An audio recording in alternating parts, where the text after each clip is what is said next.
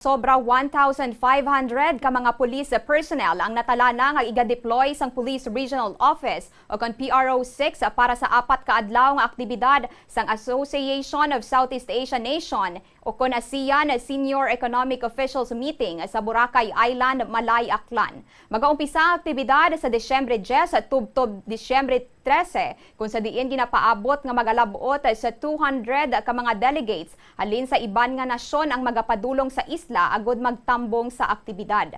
Suno kay PRO6 Regional Director Police Brigadier General Josefino Ligan, mag-aumpisa ang deployment sang kapulisan sa Disyembre 7 agud nga preparado ang tanan nga kapulisan sa rehiyon sa pagpatuman o kung sa pagpatuman sang seguridad kadungan sang nasambit nga aktibidad.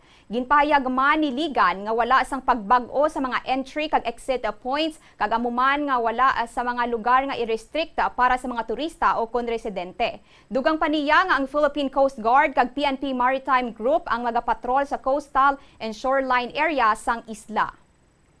For the 4-day period ASEAN meeting starting from December 10 to 13, delegates around 200 from other nations will be there, and the security coverage has been in place.